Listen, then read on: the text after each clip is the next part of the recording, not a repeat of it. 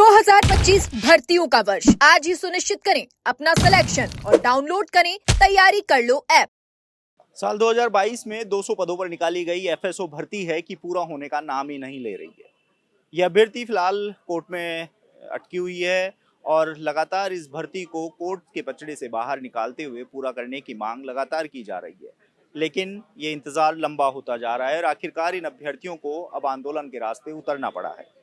मेरे साथ यहाँ कुछ अभ्यर्थी भी मौजूद हैं और बेरोजगार यूनियन के अध्यक्ष हनुमान किसान भी मौजूद हैं। पहले हनुमान से जानना चाहेंगे, हनुमान, इस भर्ती को लेकर लंबे समय से आप संघर्ष कर रहे हैं पूरा करवाने के लिए, लेकिन इसका इंतजार लगातार बढ़ता ही जा रहा है। देखिए सर, ये प्रदेश का दुर्भाग्य है कि अपने आज़ादी के बाद में पूरे राजस्थान में एक भी नियमित एफएसओ नहीं है। यानी कि सरकार दावा कर रही है कि हम मिलावटी चोरों को पकड़ रहे हैं और जनता को जो स्वस्थ पेय पदार्थ है वो अवेलेबल करवा रहे हैं। बाहर त्योहार पे सरकार वादा करती है कि शुद्ध मिठाइयाँ जो है हम जनता के लिए अवेलेबल करवा रहे हैं। इसके लिए हमने डेपुटेशन पे कुछ लोग लगा रखे हैं, जबकि लगाना चाहिए था नियमित एफएसओ, जिसके लिए 2019 में 98 पदों पर भर्ती हुई थी, 2022 में 200 पदों पर भर्ती हुई थी।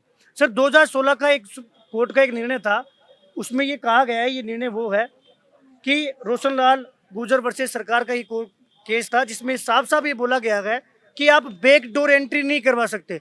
यानी कि आप एफएसओ जैसे पद पर डेपुटेशन के रूप में एलटी हो गया, नर्स हो गया, जीएनएम हो गया, एलडीसी हो गया, रेडियोग्राफर हो गया, फार्मासिस्ट हो गया, इन चतुर्थ श्रेणी कर्मचारियों जैसी भर्तियों पे लगे हुए कार्मिकों को डेपुटेशन पर नहीं लगा सकते। उसके बावजूद भी इन जो स्वास्थ्य विभाग के जो अधिकारी हैं, इनकी आंखें फूट गई और इन्होंने 98 पदों पर डेपुटेशन पर ऐसे कर्मचारियों को लगाया जिन्होंने इनको मोटा पैसा दिया। चतुर्थ श्रेणी के कर्मचारियों को इन्होंने डेपुटेशन पर लगा दिया, जबकि माननीय न्यायालय के जो ऑर्डर है उसका ये उल्लंघन है। इन लोगों ने लगातार डिपार्टमेंट को भरपूर जो है माल पहुंचाने का काम किया। भ्रष्टाचार में इन लोगों की जो है दिनों दिन इनको मोटिवेशन मिलता रहा, आगे ये पैसे पहुंचाते रहे और इनका हौसला बढ़ता रहा। इनको जब लगाया गया था तो इनके ऑर्डर में साफ साफ ये मेंशन था कि आपको 1 वर्ष तक या फिर जब आपके पद पर नियमित एफएसओ आ जाएगा, जब तक ये हम आपको लगा रहे हैं। लेकिन सर ये देखिएगा कि जैसे ही 2019 की भर्ती हुई तो इनके पास इतना पैसा था कि इन्होंने अधिकारी को खरीद लिया और सांठगांठ करके इस भर्ती को जो है माननीय न्यायालय में ले गए और अलग अलग 10 से 15 विवाद इन्होंने याचिकाएं इन्होंने दायर की कि किसी भी प्रकार से अड़चन पहुंचाए, किसी ना किसी में तो स्टे आएगा। और एक बार स्टे आ गया तो कभी अपना वकील नहीं जाएगा, कभी सामने वाले वकील को हम जाने नहीं देंगे। इस प्रकार से 2019 को भर्ती को अटका दिया। 2022 में पुनः भर्ती आई 200 पदों पर और उस भर्ती को पुनः इन्होंने अटका दिया। और डिपार्टमेंट को पता है, चिकित्सा मंत्री जी को पता है, लेकिन चिकित्सा मंत्री जी, ये प्रदेश का दुर्भाग्य है कि प्रदेश को डबल इंजन की सरकार शानदार युवा हित में काम कर रही है। माननीय मुख्यमंत्री भजनलाल शर्मा जी का मैं हमेशा धन्यवाद आभार व्यक्त करता हूँ, क्योंकि वो जिस प्रकार से युवा हित में काम कर रहे हैं, भर्तियां निकाल रहे हैं, हमारी हर मांग वो पूरी कर रहे हैं। लेकिन चिकित्सा मंत्री केवल लोआवट वालों की मांग पूरी करते हैं। चिकित्सा मंत्री जी केवल जाति विशेष की मांग पूरी करते हैं। बंगले के बाहर आप किसी भी जन सुनवाई में चले जाइएगा, उनको एफएसओ से मतलब नहीं है, उनको पूरी जनता से मतलब नहीं है। वो ये साबित करना चाह रहे हैं कि मैं केवल लोआवट वालों का चिकित्सा मंत्री हूँ। हम लगातार बारिश में कई दिनों तक 5-5, 6-6 घंटे उनके द्वार के बाहर खड़े रहकर आगे उन्होंने एफएसओ के नाम से ज्ञापन तक नहीं लिया। डेपुटेशन पे लगे हुए लोग जो लगातार बार बार याचिकाएं दायर कर रहे थे, हमने एक मुहिम छेड़ी है। हम लगातार साल भर से परेशान हैं। अभी करौली में एक डेपुटेशन पे लगे हुए थे, बाबूलाल नाम था उनका, उन्होंने याचिका तक दायर कर रखी है।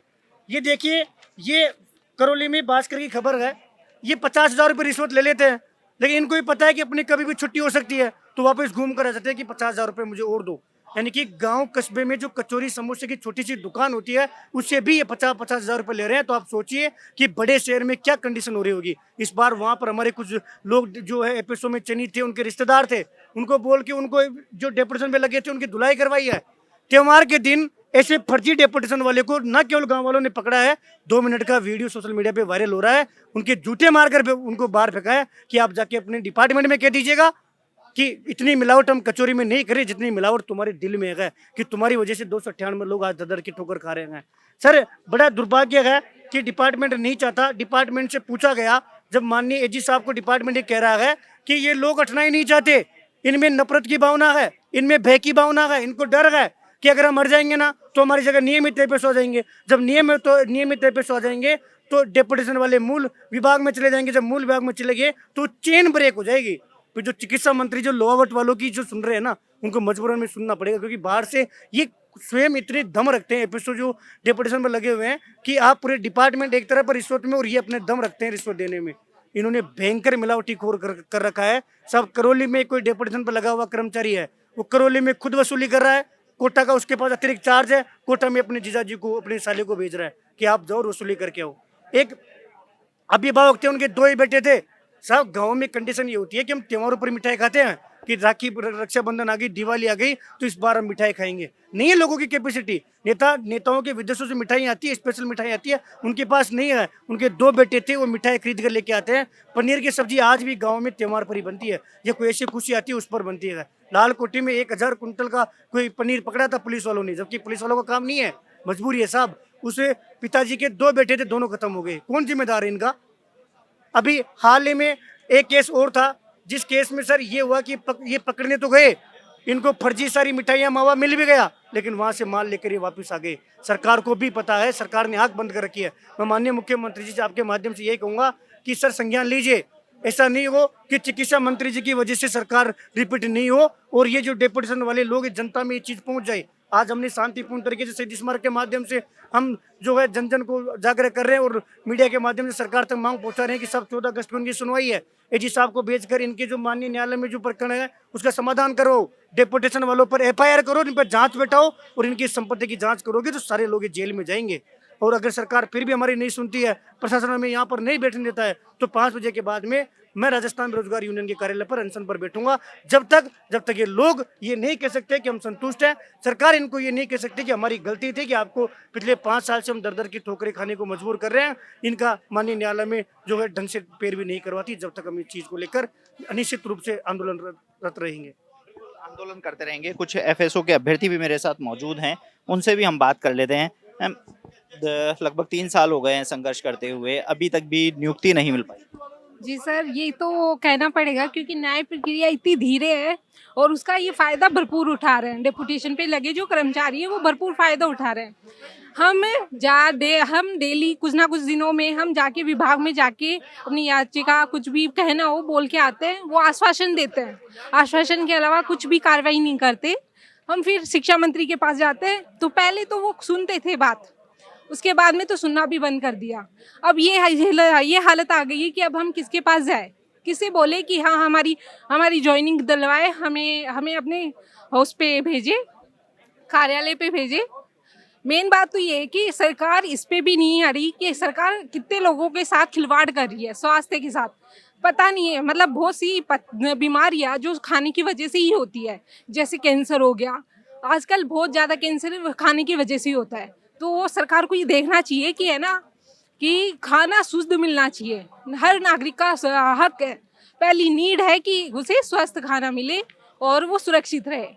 तो इसलिए मैं चाहती हूँ, सरकार से दरख्वास्त करती हूँ कि वो हमारी ज्वाइनिंग जल्दी दे, हमारे कोर्ट में जल्दी प्रयास AG से पैरवी करवा के हमें जल्दी न्याय दिलाए।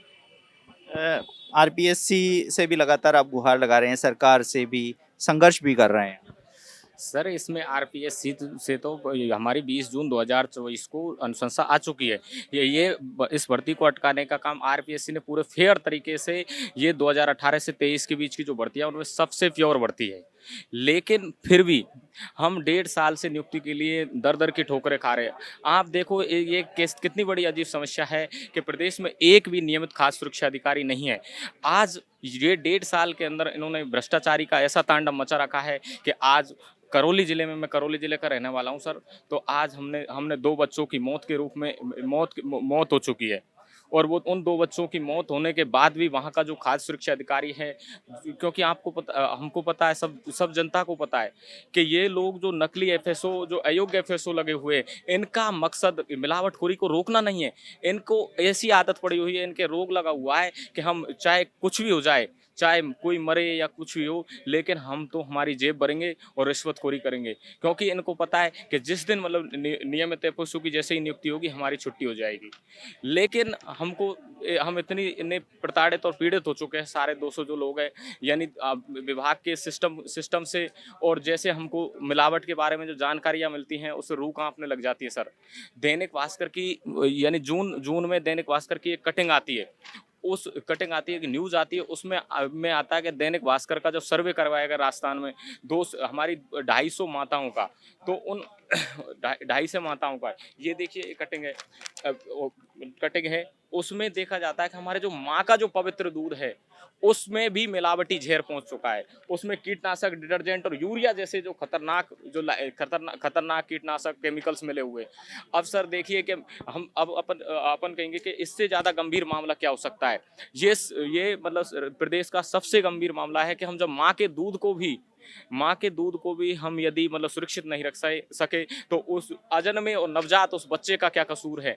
उस बच्चे का यही कसूर है कि वो बच्चा जब अपनी माँ का दूध पीता है तो वो उसकी आत्मा बोलती है कि हमारे जो सरकारी सिस्टम से कि हमें नियमित एफओसो दीजिए और हमारी माँ के पवित्र दूध को तो पवित्र रहने दीजिए।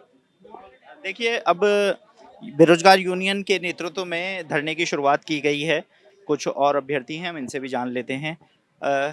अनशन की चेतावनी भी दी है आप लोगों ने। इसके साथ ही आने वाले समय में 14 तारीख को जो सुनवाई होनी है उसमें नियमित जो एजी को भेजकर सुनवाई की मांग भी उठाई। बिल्कुल, बेरोजगार यूनियन के जो अध्यक्ष हैं हनुमान किसान जी बड़े भाई, इन्होंने हमारे लिए बहुत सारे प्रयास किए और अब लास्ट ऑप्शन यही बचा है। उन्होंने सरकार को चेतावनी दे दी है, यदि सरकार आज हमारा समाधान कर देती है 5 बजे तक तो हम इस धरने को यहीं ख़त्म कर देंगे। यदि 5 बजे तक सरकार हमारा जो मांग है उसको नहीं मानती है तो हम बड़े भाई हनुमान किसान जी के नेतृत्व के अंदर अनिश्चितकालीन अनशन की मांग के ऊपर यहीं यथावत बैठे रहेंगे और जब तक हमारी मांग पूरी नहीं होगी तब तक हम नहीं उठेंगे। बिल्कुल, तो ये थे देखिए एफएसओ भर्ती 2022। लगातार इस भर्ती को लेकर संघर्ष चला आ रहा था। नियुक्ति की मांग 1.5 साल से चल रही है, लेकिन कुछ डेपुटेशन पर लगे हुए जो उनको अधिकारी कहें या चतुर्श्रेणी कर्मचारी कहें, उनकी वजह से ये भर्ती लगातार कोर्ट में अटकी हुई है और 14 तारीख को इस पर सुनवाई होनी है। ऐसे में अब देखना होगा कि ये जो 200 एफएसओ भर्ती के जो अभ्यर्थी हैं उनको न्याय कब मिलता है। अब देखते रहिए एजुकेशन नगरी। मैं हूं ललित वर्मा।